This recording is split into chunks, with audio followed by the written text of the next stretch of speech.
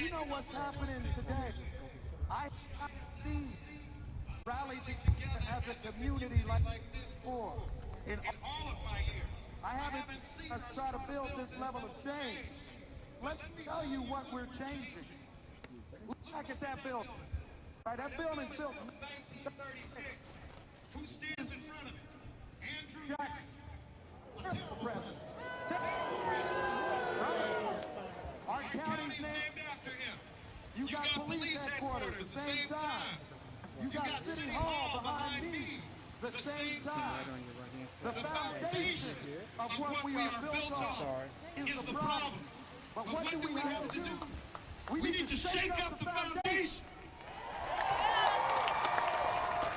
Because I will tell you something, there's a reason that every year we learn another brother's name. Laquan, George, Philando, Rodney. And don't you all wonder why every year you say, how does this not change? I was 7 years old when Rodney King was beaten. And I remember asking my mom, I'm like, how does this happen that they get acquitted? What I didn't know the biggest surprise would be is that 28 years later, we'd be shaking our head to the same thing. The problem isn't just an officer. This isn't about one officer or 4 officers in Minneapolis. This ain't about one officer in Chicago. This ain't about one officer in Kansas City. What is it about is the foundation is rotten with what we're dealing with. And we need to shake it up. We need to change it. We need to fight it. We need to know that we're not going to stand for it anymore. And so let me tell you something. I know. People asking me, well, Lucas, what you doing? You can say, Lucas, what you doing? That's a good question. So yesterday, we changed policies that hadn't been changed for years. We made it so that any use of force violation needs to be reviewed by an outside agency, not a department itself. We changed it so any, and I mean any, officer-involved shooting needs to be investigated by an outside agency, not just a department. And this is why we have to work with our prosecutor, because let me tell you something. If I walk out on the street today and I shoot you, I don't get to wait 3 weeks for an investigation. I usually don't get to go home, right? We need to make sure that not only do we have accountability, but we have speed with that accountability. So what else do we need to do? Well, when we talk about shaking up the foundation, look at these. These are some strong buildings. They are sturdy, but we need to shake them up too. We need to make sure that y'all are not just with me today, and you're not just pushing us today. You're pushing us next week, next month, next year, the year after, because we're going to make sure we make change. But let me tell you something, if Sister Barbara didn't say it, then I know all my council members could have too. The revolution, my friends, will not be televised. The revolution will not be televised. They want to put you on the news when you're protesting. They don't want to put you on the news when you're teaching a young black child. They don't want to put us on the news when we're trying to change our community. Well, you know what we're going to do? We're going to keep making the news. We're going to make it so they know that we demand accountability.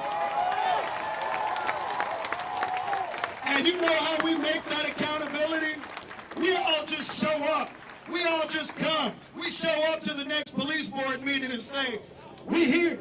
We show up to the next city council meeting. And what do we say? We here. We show up to the governor's office and we say what? We here. And that's how we gonna make a difference. So let me just tell you this, and I'm not talking about as a mayor right now.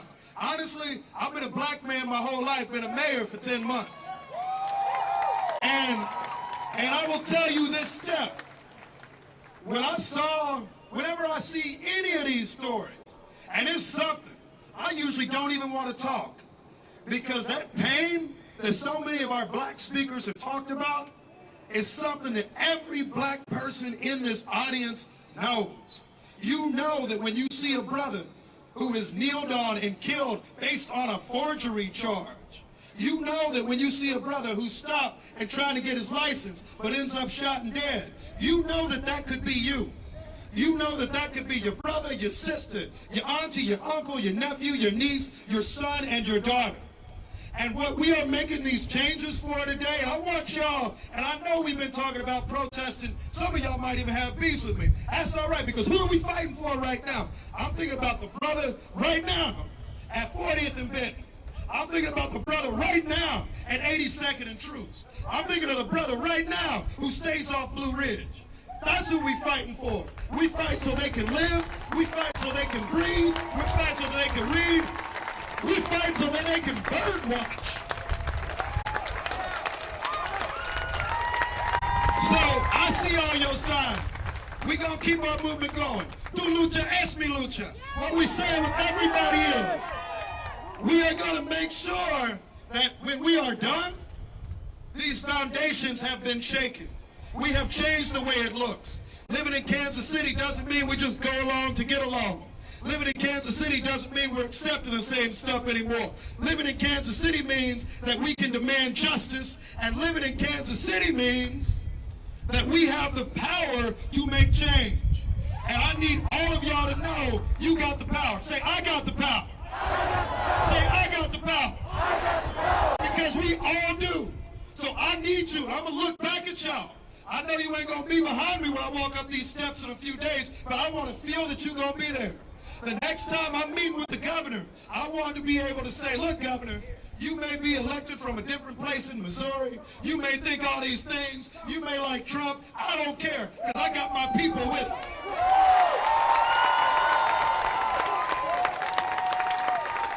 So what I've been hearing all week is that y'all are ready. Now, y'all not just ready. You demand change. Is that right? You demand change. So if we demand change, and I'm going to just do this, be the last thing I say. If we demand change, if you worried about my brother and sister, if you worried about the next person who's running into trouble being safe, if you're worried about fairness and equality, if you want to shake the foundations of the Jackson County Courthouse, of Kansas City City Hall, of the police headquarters, not just in Kansas City, but everywhere around here, if you want to make change, I want to hear it. Make more noise than you have ever thought of. Make sure everybody hears it. Let's roll.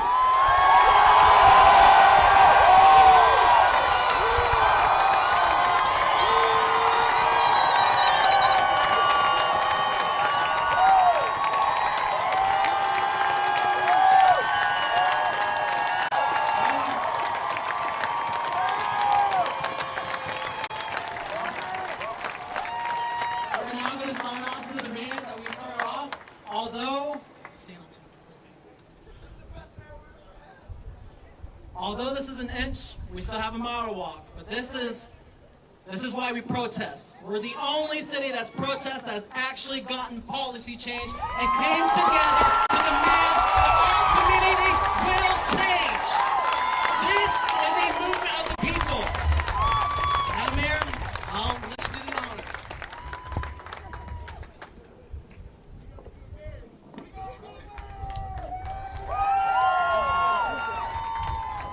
And this is just the first step, y'all. This is just the first step. We got more change to come.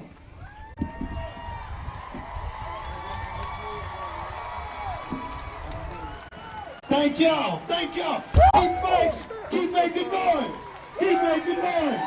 That's how we make a difference. Keep making noise.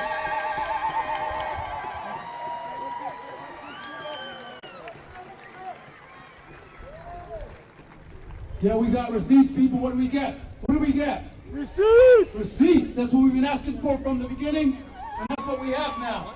We got the mayor to sign on to our demands and be with us as the people. So I'm going to read, I'll keep it quick, what he signed on to. The demands of the Black Lives Matter Kansas City. We demand local control of the Kansas City, Missouri Police Department. We demand the proposed funding for body cameras. We demand a restrictive policy governing the use of force, including a multi-step de-escalation procedure. We demand that the KCPD demilitarized. We demand that KCPD engage with community representatives and that they continue to serve the people of Kansas City. But people, we are not done. We've won the day, but the battle has just begun.